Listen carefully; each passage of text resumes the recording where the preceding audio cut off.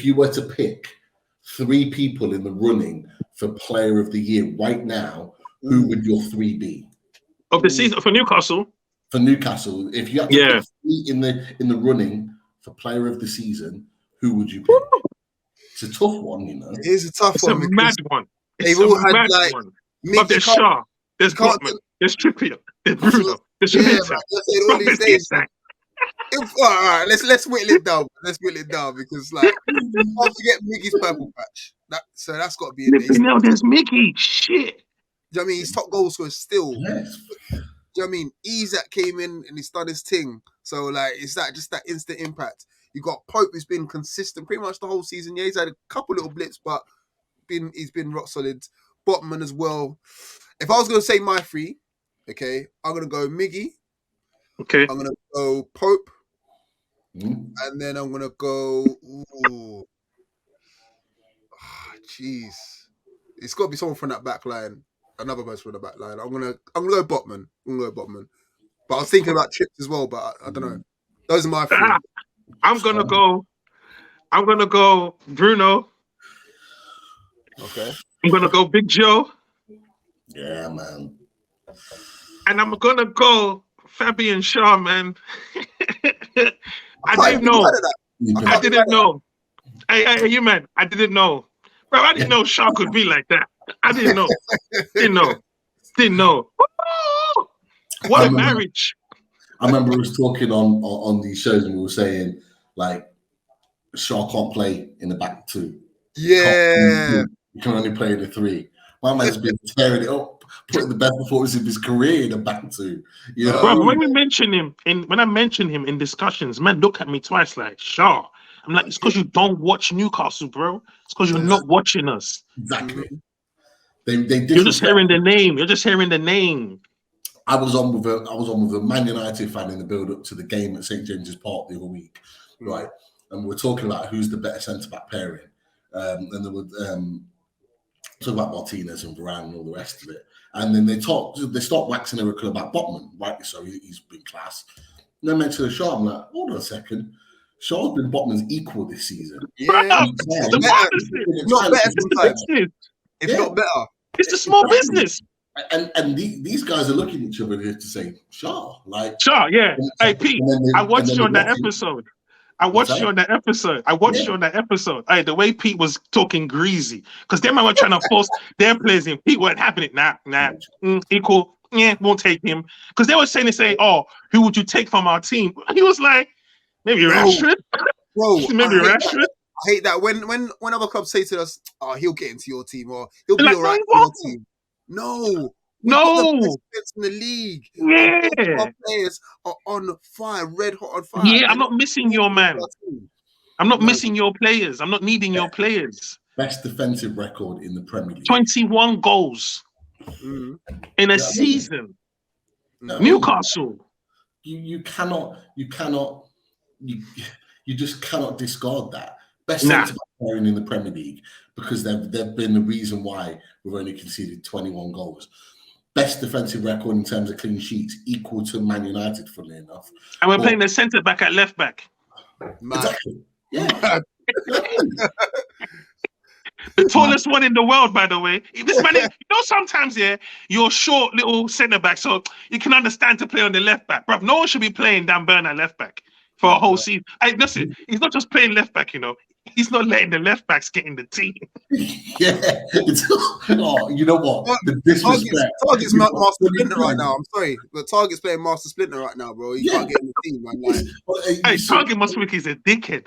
Like, I can't believe his morale is so good, though, because when I watch him on the Instas, he's proper logging the team. But he must be hurt because he's signed for that position. But Dan Burn is saying, nah, fam, I got it. You've got three natural left backs that one can't even make displace Dan Burn. You've got Jamal Lewis and you've got Matt Target that are traditional specialist left backs. And they can't get in the team because of a centre back. But what's even worse is that we're all calling for Newcastle to get a specialist left back in the squad. We're like, they must be thinking. You man, you see when Dan Burn does the overlap, you're like, get to the back, okay? Everybody passing to you. Hey, Pete, you didn't even say your three. What was your three? You know what? It's a tough one. Two are like in the bank for me. Joe Linton being one. And you just can't discount how important Bruno Guimaraes is to this team. I have to go for those two. But you know what? The third one is the toughest. And I'll throw another one out there, and people might not disagree. You might not disagree. But Callum Wilson's got 10 goals and 4 assists this season. 14 goal contributions. We wanted him out. We wanted him sold at one point this season because he was. Some people did. Some people wanted him out hard. Yeah. And look, he's. Do you know what? Yeah. His ability to bounce back, like he looks sharper than ever now. Mental. Like he looks sharper than ever. Like that, you know, that spring is there. Even when he came off the bench, he weren't tripping like, oh, I scored 2 on the thing, I should have started. But he came off like, yeah, where the goal's at? The only sad thing is they took his goal away. Because that's how on he was. Yeah. They're just like, rah, his ability to just, because that purple patch, that bad patch, I don't know what was going on. Because he just looked a shadow of a shadow. I was going to say, because to be fair, Hal talked about, in the build-up to the Man U game, he talked about how Callum Wilson hasn't been training before matches. He hasn't been training at all. So when we look at him and we think, he's lost a yard of pace. He does not fit. He looks tired. All these things we're right to criticize him on, but we didn't know that, if he's not been training in the build up to matches, then just rocking up on match day and playing. Yeah, it's not going to be easy. But what he said is that in the international break he had 2 weeks of full training to build up his fitness, and I think that's why we're seeing Callum Wilson as sharp as he is. We're gonna have to manage him because of his injury record. I think that's why they have to. I think that's why they manage him a lot, because I think to maintain Eddie's football, his body will break down. Yeah, it's very hard. Eddie's football's a lot. Remember Lendy King at Spurs? Yeah, he can only train because of his and he'll still have a blinder, and he'll have a blinder. Turn up and smash it on match day.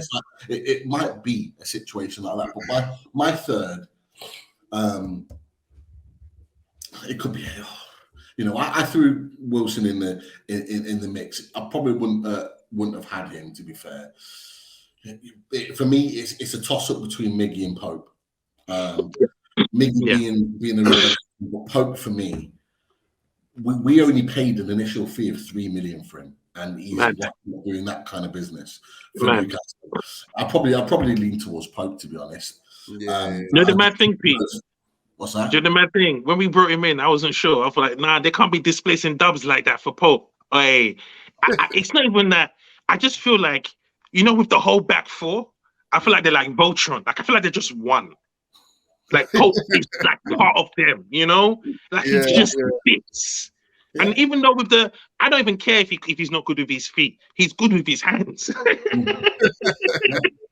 And he doesn't have to be great with his feet. The way we play, he just has to make nice passes right to left to keep Botman and Shaw on the ball, because they're the ones that are good with the ball, and hit it long when he needs to. And you know what? He's got 13 clean sheets by doing that this season. So it's. I don't think it's the worst thing in the world. I think we've got Pope for another 2, maybe 3 years, and then we'll transition. I think maybe more. He can really evolve into that Noah status, because he's such a good goalkeeper. He's big. He calms the defense down. Even when look at the save he made against Tony, he just pushed it out. Got down low. I thought there was bashment on. Man got down low. He got down. I thought it was in. He got so low, pushed it out. And that's what you need for him. Those reflex moments, he saves us. Let's not forget, he was literally fingertips away from saving the second. Yeah.